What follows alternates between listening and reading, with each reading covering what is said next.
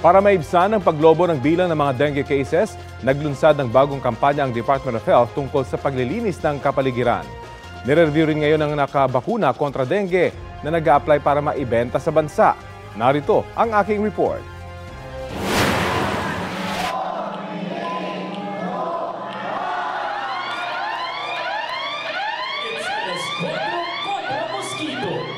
Sa hudyat na yan ay formal na inilunsad ng Department of Health ang kanilang alas 4 kontra mosquito program. Sa oras na yan ay nag-ikot ang mga health at city officials sa Barangay Batasan Hills para maglinis.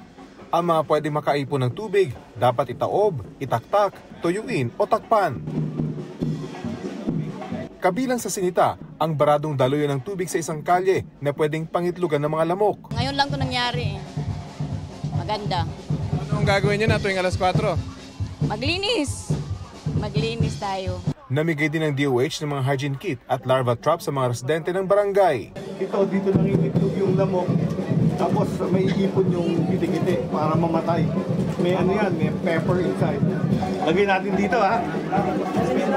Ayon sa Health Department, kumpara noong nakaraang taon ay mahigit 251% ang idinami ng dengue cases sa Quezon City, isa sa mga unang nagdeklara ng outbreak sa bansa.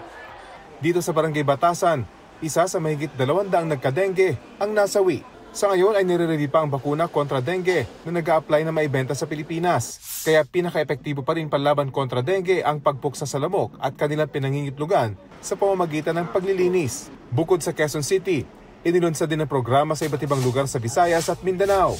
Pagpatak ng alas 4 ng hapon, kailangan maglinis ang mga residente araw-araw para iwas dengue. Pwedeng maging hemorrhagic shock, yun yung mas serious. Kasi pag nagkaroon ka ng unang infeksyon, yung pangalawa or pangatlo ang pwedeng makamatay sa'yo.